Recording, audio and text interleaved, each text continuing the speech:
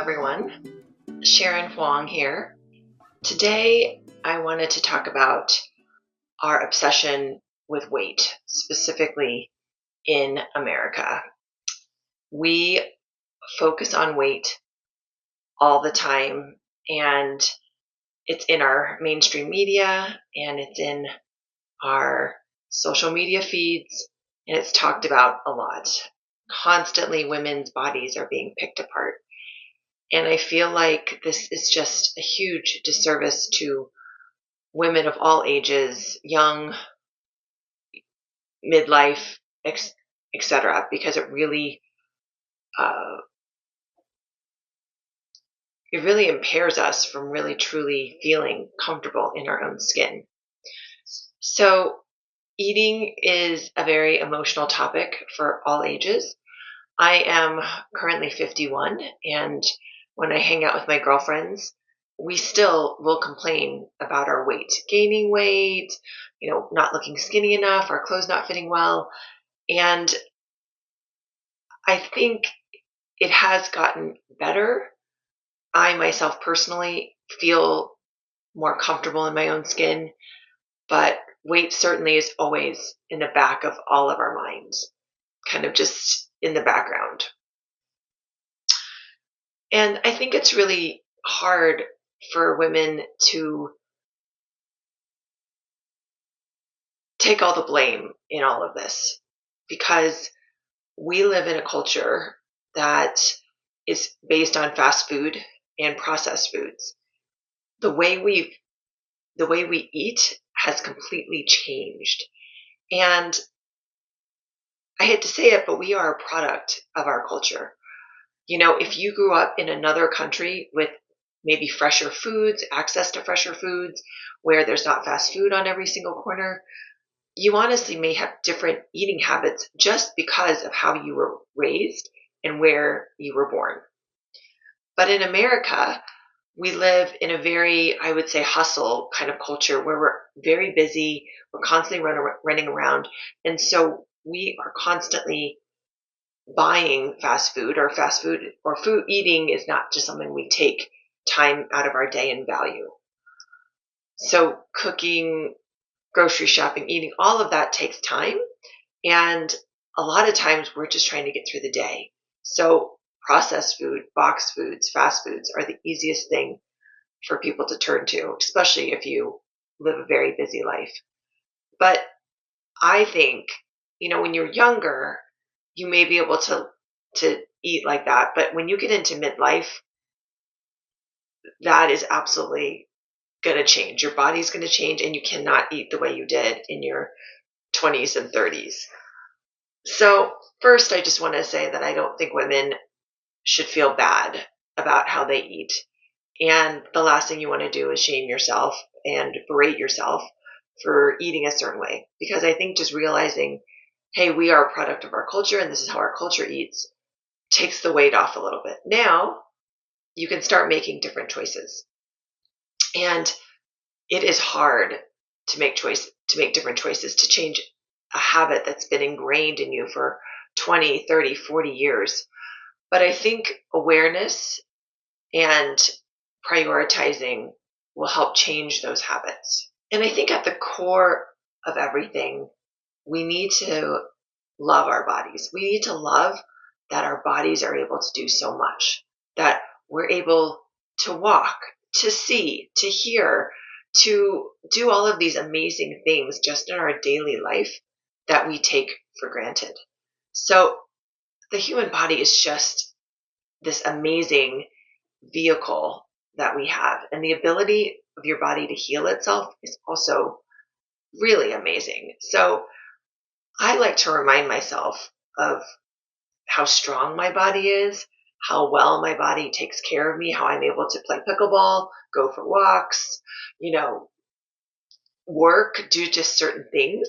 And granted, everyone has different levels of what they're able to do. So it's really being able to just honor your own body and what that body is able to do for you, and to truly embrace that. And I think for women, we are constantly berating ourselves and berating our bodies. We're not skinny enough. We're not doing enough. There's so much shame in this that runs. And I think that when it comes to weight, this is why over 90% of American women at some point have restricted their eating or dieted to lose weight because it's so pervasive. So, number two, we also are just born into very different bodies. So, depending on your body type, you may not be able to physically get to this ideal thinness that our culture has.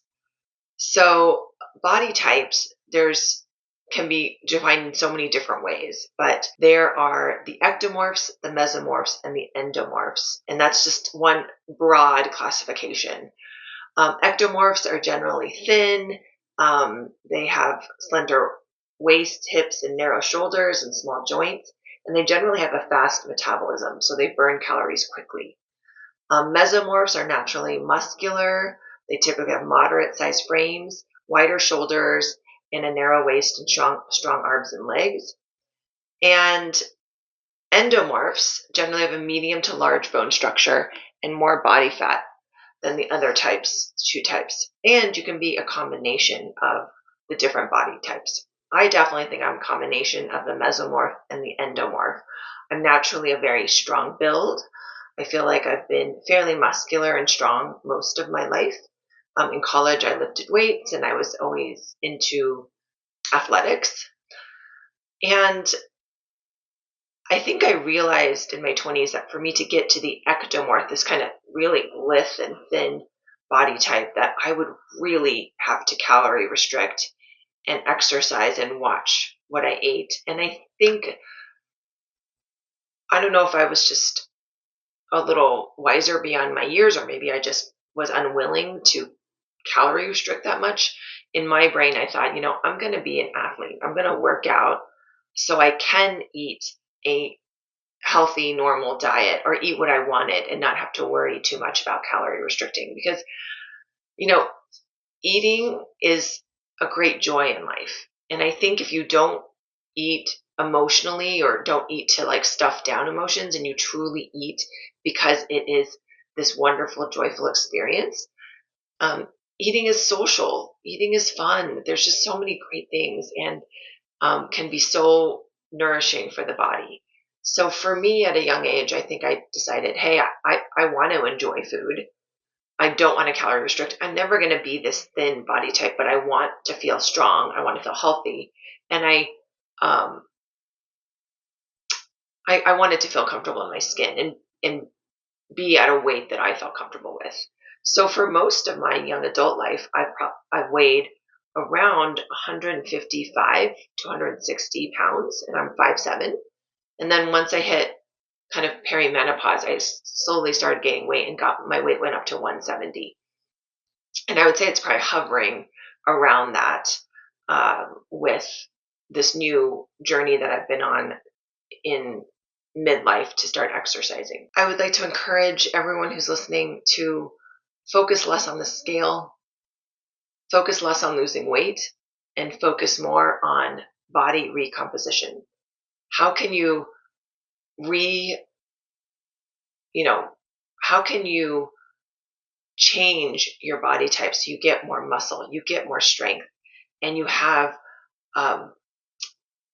great agility and mobility, and you feel good? Because in our 50s, in our 40s, 50s, and 60s, our body 100% is changing.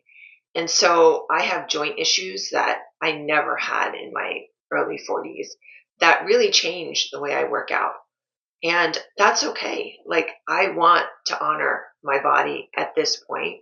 And so that means that I can't run, I can't sprint, I can't do the things that I did when I was younger. So now it's modifying to the sprint interval training, to lifting heavy weights, to, other things. So I hope that many of you feel a gratitude for your own bodies, and that you remind yourself as you're embarking on this new change of how you view your body, that you are gentle with yourself.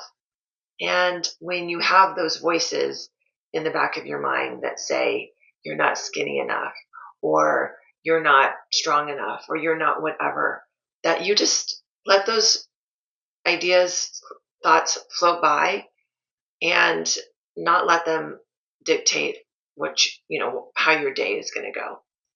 Try to ignore them. Try to feed yourself with positive things. I am a huge proponent of journaling and changing your mindset. And, watch things and read things where women are empowered with larger bodies rather than the skinny kind of ideal cultural body type. And surround yourself with women that are strong and that are happy and doing things that they love, because that will also make a huge difference. So, yeah, so I just hope that we start to change the way that young women, girls, and women in general view our bodies, and we learn to love our bodies deeply. And we, instead of coveting thinness, we start to covet strength and agility and mobility and flexibility. And we all love our own unique bodies because we all are one of a kind. So thanks for listening and watching, and I'll look forward to seeing you again soon.